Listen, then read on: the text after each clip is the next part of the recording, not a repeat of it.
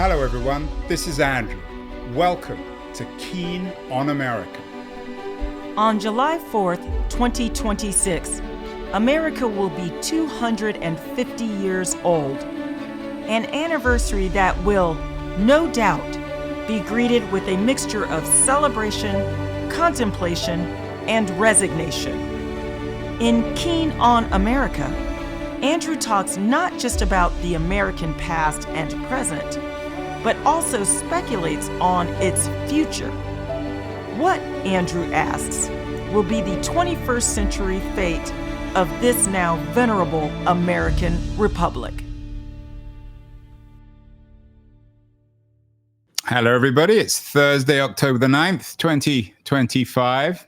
A couple of weeks ago, the great Robert Redford died, and in honor, I rewatched his great movie, The Sting, a 1973 movie, as well as, of course, Butch Cassidy and the Sundance Kid. And the messages, if there are indeed messages in capers like The Sting and Butch Cassidy, resonated with a new book that's come out this week. It's called Charlatans, How Grifters, Swindlers, and Hucksters Bamboozle the Media, the Markets, and the Masses. What I was struck with in The Sting was how the two heroes in the movie embraced the idea of being grifters, whereas today the word grifters and charlatans are considered in a negative way. One of the authors of this new book, Charlatans, is joining me today, Quico Toro. He is joining us from Washington, D.C. The other author, by the way, is an old friend of the show and of mine, Moises Naim. Quico, congratulations on the new book. Do you remember the movie The Sting? Oh my God, I don't think I've seen it. Sin. Yeah, well, maybe you should go and watch it. Or Butch Cassidy, maybe you're a bit young for those films. They were movies of my childhood. It probably dates me. But in all seriousness, this idea of charlatans, how grifters, swindlers, and hucksters bamboozle the media, the markets, and the masses. Who's to determine what exactly a grifter or a swindler or a huckster is? You've got sections on AI and crypto brothers. It reads to me like a very conservative argument. Well, I don't know. We gave ourselves what we thought was a reasonable set of criteria for what a charlatan is. A charlatan is someone who posits that they have some kind of special insight or some special powers that normal people don't have, and who connects with an audience in a particular way and earns their trust in order to manipulate them and get them to act against your own best interests. So there's definitely a harm element to our definition. Charlatans leave a trail of broken lives behind. And I think if you narrow it down to those criteria, you start to see that there are people throughout history that kind of meet that pattern. And it's neat to see the way that the same techniques get repeated again and again and again. Well, what about religious visionaries? What's to distinguish a successful or a positive religious visionary, perhaps like Jesus Christ, from many, many others? Many are called, few are chosen, of course, is one of the lines from the Bible. But who's to determine whether someone is true or self-interested or corrupted? Everyone behaves in their own interest. Everyone's trying to bend others to their own will. So again, I'm not entirely sure what you define this word charlatans around. It sounds incredibly subjective. Whatever you don't like, you call. If someone's pitching or promoting something you don't like, you call them a charlatan. I do the same thing, and I think most people do. Well, I mean, it certainly has an aspect of subjectivity, but it's not that subjective. When you look at, for example, at religions, and this is something we do in the book a little bit carefully. We have a lot of social science research on the impact of religious observance on people's lives, and it's unambiguous. You see it very clearly.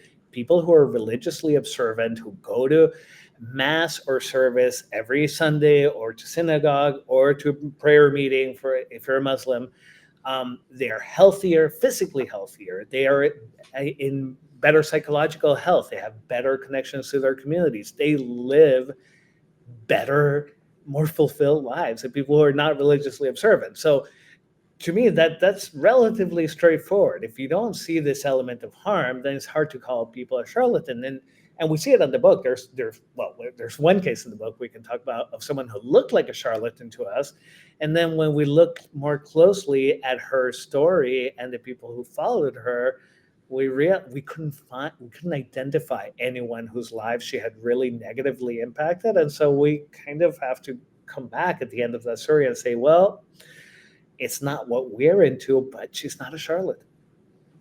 Well, Marx famously said that organized religion is the opium of the people. Your book has the vision, if not of an opium jar, of a bottle of alcohol.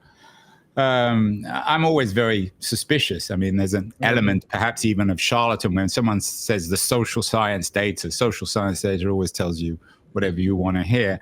I mean, you could argue that for the whole history of humanity, or certainly in the history of monotheism over the last 2,000 or 3,000 years, a la Marx, that religion has been turning people's minds off exploitation and misery in the real world with the promise of some sort of afterlife. So isn't that, in its own way, the ultimate grift or swindle?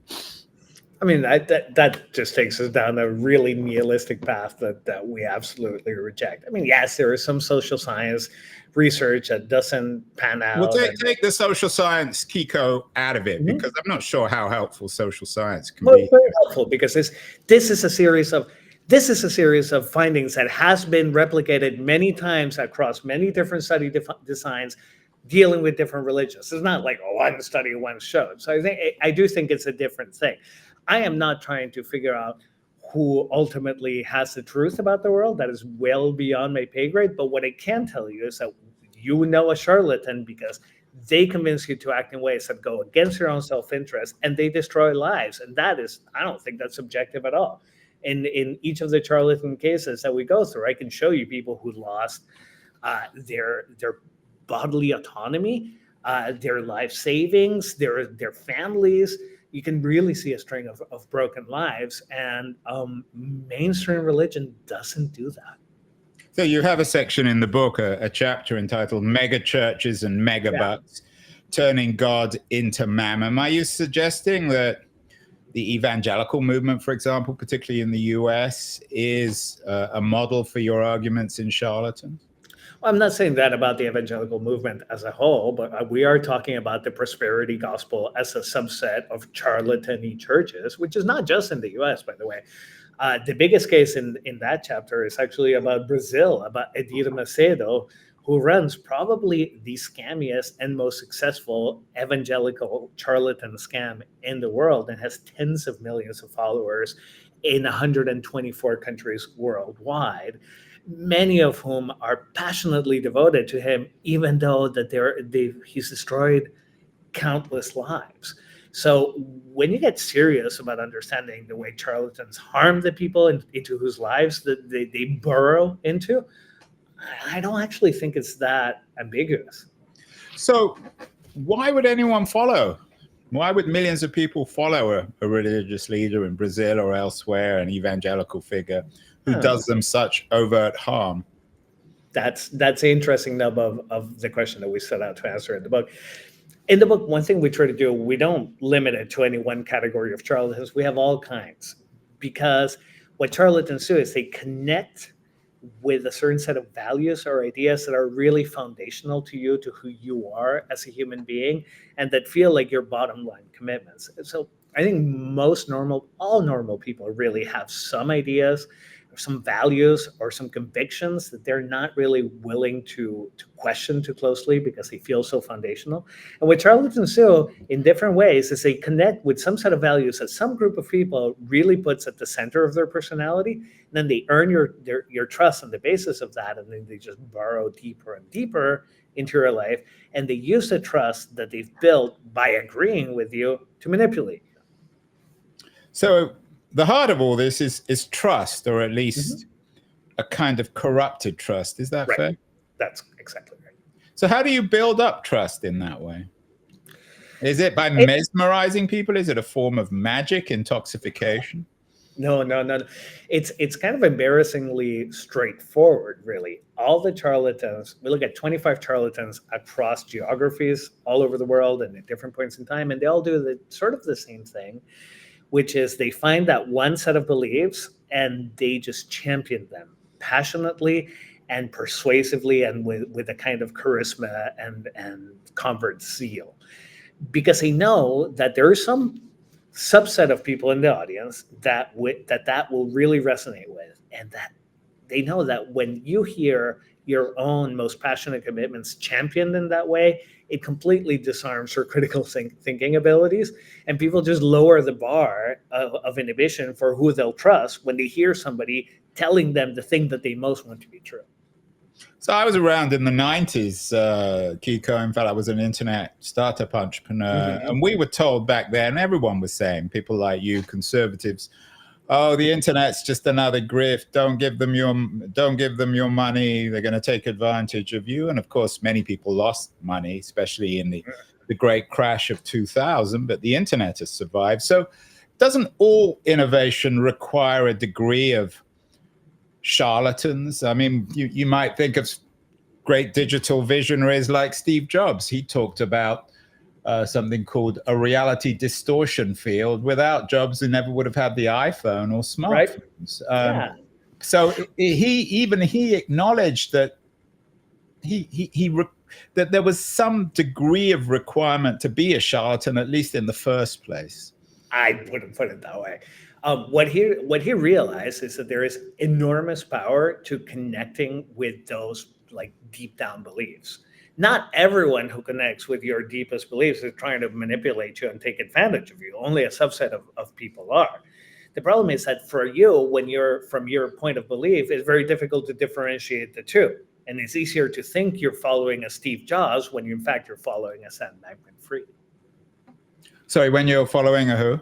Like a Sam Bankman-Fried or somebody else who's using those same kinds of beliefs to manipulate you and take your money. Well, it's interesting you bring up Sam Bankman-Fried, of course, who's in jail, and you compare him to Steve Jobs. I mean, some people would argue that Bankman-Fried, I mean, it's not necessarily a defense of what he did, but all the money came back. So he didn't really steal anyone's money. He just operated the system in a illegal way.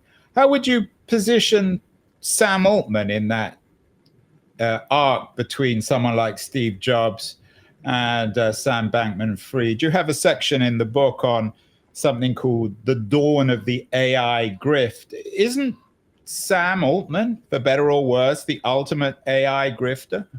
I'm not ready to say that. What I see is that Sam Altman is a guy who is very capable of connecting with people's ideas of what AI could be.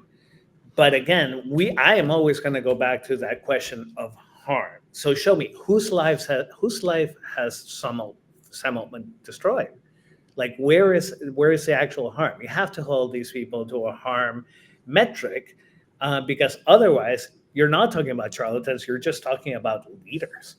Okay, so going back to Sam Bankman-Fried, I'm certainly no defender of SBF, but whose life did he destroy? All his investors got their money back. No, his investors were not made whole. Come on. Many of his investors ended up losing out. I don't have the numbers right in front of me, but rather large sums of money. This is why he was prosecuted.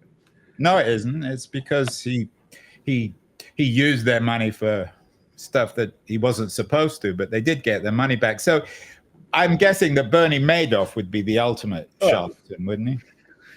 I mean, I always go back to everyone's money to who spent other people's money illegally, of course. I mean, there is money is one aspect of it, but it's not the only aspect of it. There are charlatans in the book who take people's bodies and who use them to sexually exploit them. Is that better or worse? There are charlatans in the book who use their hold on their mark's imagination to gain political power. Who are they? Better or worse? I mean, well, who would you give as an example of that? There's one just down the street, down Pennsylvania Avenue from here, who I think is an incontrovertible case.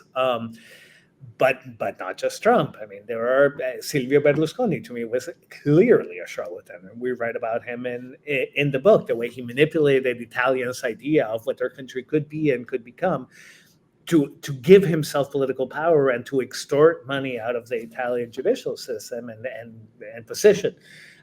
In Britain around 2016, there were some amazing outbursts of charlatanism leading to the debacle that was Brexit. And I think there are instances of political charlatanism that are not understandable as anything else. I mean, looking at Brexit, Quico, I personally, again, I'm no great fan of Brexit, but is that really an example of charlatanism? I think Nigel Farage is down the line charlatan. It's clear. He told people, he connected with a large number of people in Britain who had an idea of what Britain could become, freed from the European Union, and who projected their identities into that kind of Britain. And he connected with them in order to get political power for himself, and then ended up making everybody's lives worse in Britain because he lied. So I don't see how, I don't think Farage is an edge case at all. And I think we have to be like ready to. Well, let's use the example then of Boris Johnson, who ran Britain, or even, I mean, was David Cameron a charlatan? Was Boris? I mean, Farage wasn't. I mean, he didn't bring Britain out. He was against the EU, but he didn't bring Britain out of the EU. How would? Well, it was interesting around Brexit because it was a kind of distributed charlatanism in which a series of people teamed up to project an image of what Britain could be outside the EU that was never in the least bit realistic, and where I think there are large majorities of Britons now who realize they were had. So. Yeah, I mean, I think when you see people, Cameron, I would not include in this category at all for a number of different reasons. But Boris Johnson is also someone who realized the way that he could use his connection with people's attitudes towards the European Union in order to increase his own personal power, with absolute disregard with what this meant for the standard of living and for the welfare of the UK. So. Yeah, I think that doesn't this come back to my point earlier that, I mean, you clearly have your own agenda here. You've positioned yourself as a progressive against Brexit, against Trump, against AI, against crypto. So you're just defining all kinds of charlatanism as stuff that you don't like. I mean, yeah, I certainly don't like people getting taken advantage of, but this is why I come back to astrology. I mean, we identify people in the book who have like an astrology business that is enormously profitable, but who we cannot label as a charlatan because she doesn't destroy people's lives. I mean, I actually don't think these definitional questions are the most interesting part of the book at all, though, because I think when you see people who have loved ones whose lives have been turned upside down by a charlatan, they're not usually worried about the definitional stuff because they see it. They see the harm in people's lives. And what we noticed as we wrote the book, and the reason we wrote the book is that we noticed this kind of metastasizing of the harms that charlatanism induces, because new technology is making charlatans able to pick off more and more kinds of marks. And I reject actually this idea that we're just doing it because we're progressives. I mean, if anything, Moises and I are like straight down the line centrists. There are people on the left and the right doing this. The content of the ideas is not really the point for the charlatan. The charlatan sees your ideas as a vulnerability. He sees your values as a vulnerability. So these charlatans are just basically criminals. Not all of them.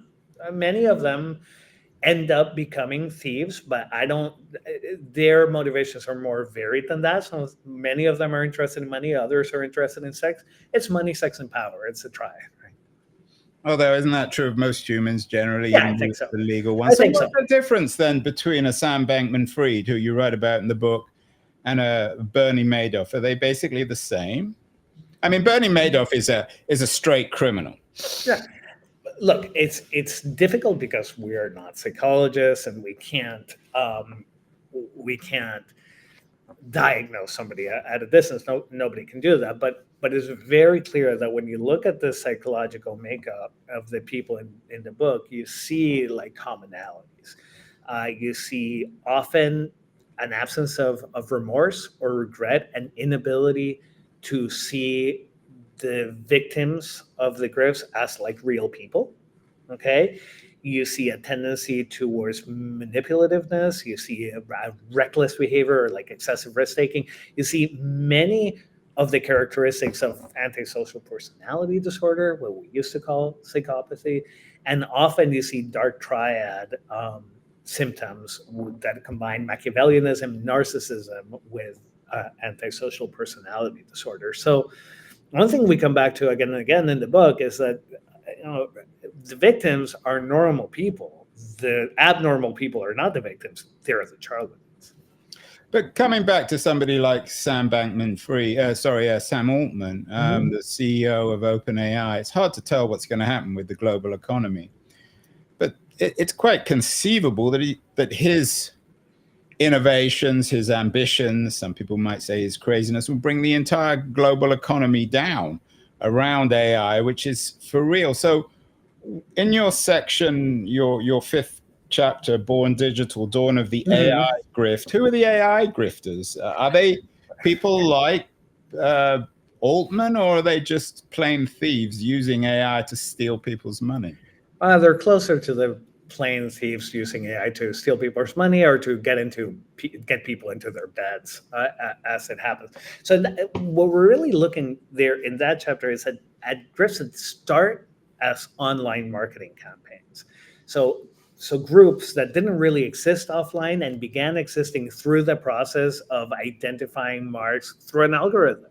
And the way you can create these kinds of virtual communities and online communities of people who feel strongly bonded to each other and to a charlatan, and who will really turn their lives upside down to please the charlatan, and often end up losing everything.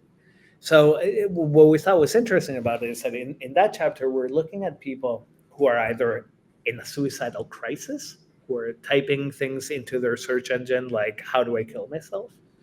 Or who are desperate for true love, or who like just are seeking like some kind of spiritual connection. People who are into actually kind of niche things and who go to the internet to try to find their community, and by revealing what the things are that really matter to them, end up exposing themselves to exploitation from people who want to take advantage of them. This is, we call it the dawn of the AI grift, because we're looking at this happening in the last 5 years, but AI technology is really only getting going now. So I'm not worried about Sam Altman nearly as much as I'm worried about the psychopaths and dark triad people who are going to use AI technology to target marks more and more, and with a more and more fine-tooth comb, and to exploit people in new ways, and people who maybe haven't been exploited before because their interests were a little bit too niche. You see what I mean?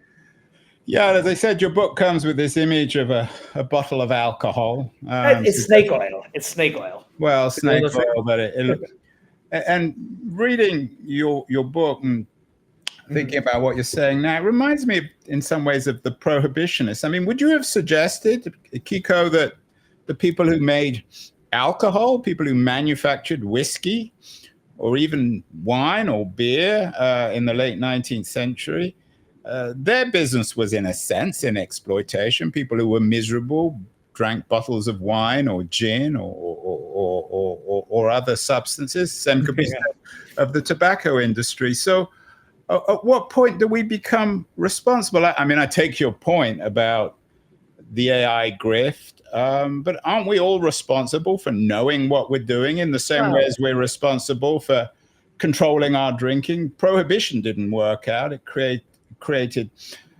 economic chaos. Ultimately, it was reversed by Roosevelt at the beginning of the 1930s. So at what point are we responsible for protecting ourselves against these swindlers and hucksters? Yeah. I mean, look, with alcohol, I think that the difference there is that it's sort of out in the open, right? It's when somebody is selling you a drink, you know what it's going to do. They're telling you what it's going to do. There's not this element of deception, really. It's not really a mystery. We're not saying that every bad thing that happens because a charlatan does it, right? Like there's some things that are just straight up bad and are separate from that. Obviously, we need to protect ourselves, but just as obviously, there have been charlatans around for hundreds of years. You know, the guy who put together the golden calf in the Exodus story was probably a charlatan telling people that he had magical powers. Like this is something very deep inside of us that wants to believe in the magic solution to things. So I don't think we are able to fully protect ourselves, but what I do think is different now is that there are just more ways, more channels for charlatans to try to pitch us, and so we're just more exposed, and at the same time we're more socially isolated. So there's this loneliness epidemic, there's a sense of people not having the kind of social capital and the connections and the community connections that they used to, and those are all protective things. We have real flesh and bone people in your life that you can turn to when you hear a pitch that sounds really great and that you can check your intuition. It's probably less likely that you get taken in than if your entire social life is mediated by a screen. So one reason we wrote the book is the sense that the new media landscape is creating a kind of playground for charlatans that is just more difficult and more taxing for people to navigate than what we said before. Yeah, you see, you're presenting in this book a very fearful world. You're making people terrified, not just of AI, but of mega churches, QAnon, the culture wars. And then, of course, there's crypto. As we speak, Bitcoin has new highs. It goes up and up and up. People are believing it. Again, I'm somewhat of a skeptic. I'm certainly not a crypto person, but why is crypto a grift? You talk about something digital alchemy. It sounds to me your narrative is deeply conservative. I mean, is there anything that we were allowed to do in your Quico?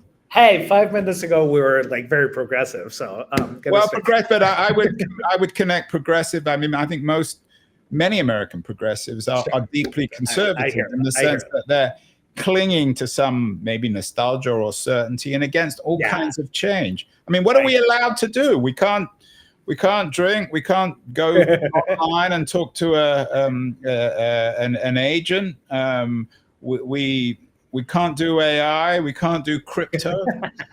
Okay, so just to clarify, look, on crypto, we're not saying that all crypto is a scam. We're saying that like any other set of beliefs, when you have a new thing out there that many people begin to believe in very passionately, that is creating a vulnerability, okay? Like your willingness to believe that through crypto you can get rich quick is creating a structure of beliefs that a charlatan can exploit. And that's what they do. What they do is they figure out what it is that you're already primed to believe, and then they use that to victimize you.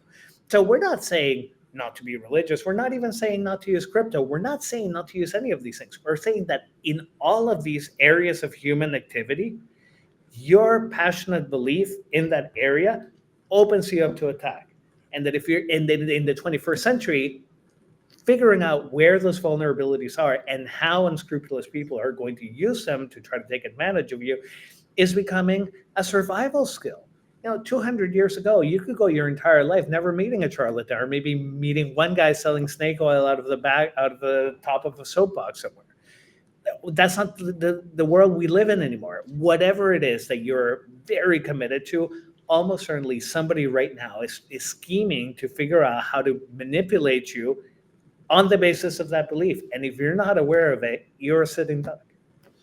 Yeah, you're making people scared again. I mean, you talk about the snake oil salesman of the Old West in the book, but isn't America founded on that? Doesn't that explain its dynamism. I think of a movie like McCabe and Mrs. Miller, or the Sting, about a couple of very good-hearted grifters. Isn't that what drives America? Is not only the existence of highly skilled charlatans, perhaps today like Sam Bankman-Fried or Steve Jobs, and a community that's willing to believe. Some will win, some will lose, but that's what creates change and a dynamic to American society. I think there is something to that, in the sense that when you have a society that wants to believe in things, and you need that ability to believe in progress in order to move forward at all. But all we're saying is that the same elements that allow you to progress also create vulnerabilities that unscrupulous people can then exploit. So the only way I can imagine, let me paint to you a picture of what a world without charlatans would be like. It's straightforward. A world where nobody believes in anything. Nobody has any dreams. Nobody has any deep down commitments. We're all cynics, and we don't really care, and we don't believe in anything. That is a world where you can't scam anyone, because there's nothing for you to work on as a charlatan. You wouldn't have a leverage point that you could attack. But that is a deeply messed up world. Nobody wants to live in that world. I don't want to live in that world. We're not saying don't believe in anything. We're saying the trick is to hang on to your beliefs, but to hold them at enough critical distance that when somebody's using those beliefs to try to manipulate you and exploit you, you're able to spot it. All right? So we have to be able to do both things. So how do we know? I mean, I'm guessing that you see RFK Jr. as a classic example of a charlatan, but there was a recent New York Times piece which he used the word charlatans to suggest that there's no reason to block unproven stem cell treatment. What's your take on RFK Jr. and his use of this, particularly in terms of challenging conventional science? Look, all science should be challengeable, but I think RFK Jr. is an interesting case in that he's using these people's passionate beliefs that vaccines are harmful to give himself political power. In the book, we look at other anti-vax activists who've used the same set of beliefs to become extremely rich.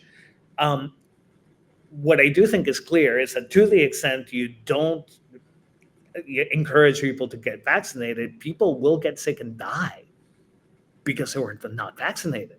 So then the harm standard is very easy to prove. Like you're leaving a pile of dead bodies to the extent that you don't vaccinate people who need vaccinations, and you leave the community unprotected. So again, the harm standard seems to me pretty dispositive on this stuff. But the debate's still about COVID and vaccines rage. I mean, science can't always answer these things, can it? No, science can't necessarily answer things definitively or ever answer things definitively. That doesn't mean that you are unable to spot people who are manipulatively leveraging people's pre-existing disposition not to believe in science in order to make themselves rich or to make themselves powerful or to get themselves laid in some cases. You end the book by talking about the culture wars and how charlatans took them over, but haven't charlatans always controlled the culture wars? How have they taken them over? Who used to run the culture wars? Well, there's a very instructive difference between Jerry Falwell Sr. and Jerry Falwell Jr. Jerry Falwell Sr. was not a charlatan, as far as I can tell. He was a religious leader who was deeply committed to a conservative evangelical vision of America, where there was no abortion and where gender roles were a lot more traditional, and he defended that, and he founded important institutions of higher learning. Liberty University was a serious evangelical university that towed a political line that was certainly part of the culture war, but that was doing it for the purpose of honestly advancing a vision of the good life that many people subscribe to. I have no problem with Jerry Falwell Sr. I don't agree with them. I won't send my kids to Liberty University, but in a free society, people you don't agree with are allowed to do the things that they want to do. Jerry Falwell Jr. took over Liberty University and immediately realized that he could use the credibility that his dad had built up with the evangelical base all over the country to squeeze money out of them and to give them worthless degrees and to get himself a big fat pay raise that he could use to jet around having sex with people or watching his wife have sex with people who she was not married to. Like, that is a very different thing. So I think that the Falwell story it sort of perfectly encapsulates the way legitimate, serious ideological differences in the U.S. devolved into the circus we've seen in the last few years with people, both people like Alex Jones on the right, but also people like Rebecca Jones on the left, just use people's very strong political pre-commitments to take advantage of them. What about the historical element there? I was around in the 80s where people thought that Falwell Sr. was a lunatic. People back then thought that Reagan was a lunatic. Today, many people, even progressives, consider him to be a credible president, especially in comparison with the current American president. To what extent is yesterday's charlatan tomorrow's wise man? Look, I'm not saying that you need to agree with people you disagree with. That would be absurd. The point is not that. The point is simply that certain people who you don't agree with nonetheless seem to be comporting themselves in a way that is consistent with their ideological priors and that doesn't destroy people's lives wantonly for manipulative purposes.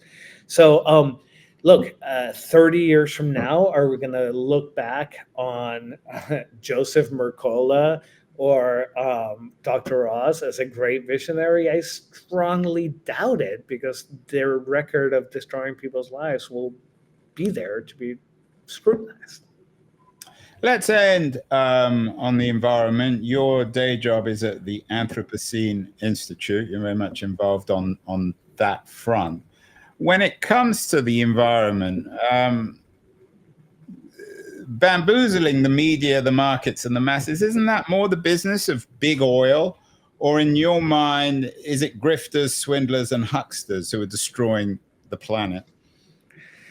Well, I wouldn't necessarily connect these two things. I mean, I think what's destroying the planet is that we have a very energy-hungry society, and we've not yet figured out that nuclear energy is by far the smartest low-carbon way of powering that society. But of course, I work for the Anthropocene Institute, and we're a pro-nuclear advocacy organization, so I have to say that. Even though I do also, yeah, and we've done shows on that stuff too, so it's obviously a controversial subject.